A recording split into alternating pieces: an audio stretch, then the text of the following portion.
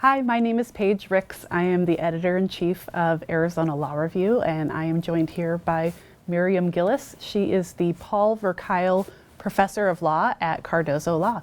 Her article is forthcoming in our summer issue of Arizona Law Review. Professor Gilles, will you tell us a little more about your article? I'd be glad to. Thanks for having me, Paige. So my article is entitled The Private Attorney General in a Time of Hyper-Polarized Politics.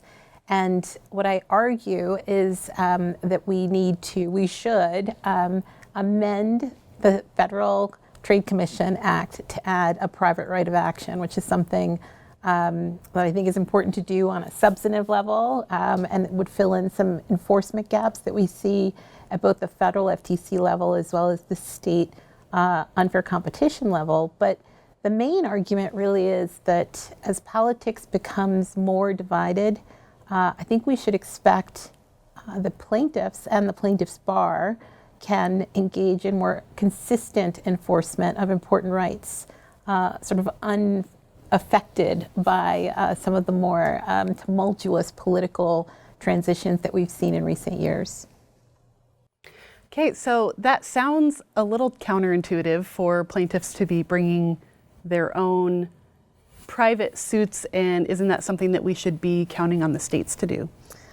I think you're right. It is counterintuitive to think of the plaintiff's bar as ballast in the sort of roiling oceans of politics. We typically do think of plaintiffs and the lawyers that represent them as bringing litigation that's in the interests of that particular plaintiff, right? Generally for compensatory damages or injunctive relief that will benefit that particular plaintiff.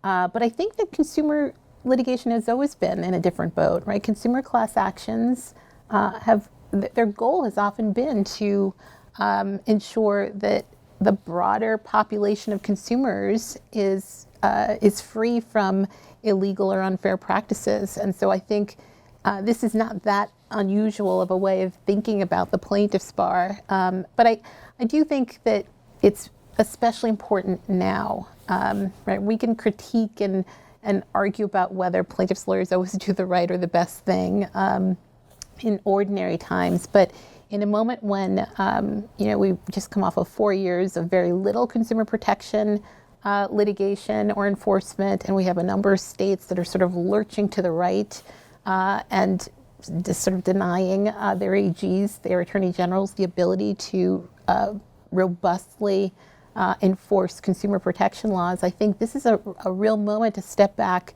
and re-inject the private attorney general in this sort of enforcement agenda.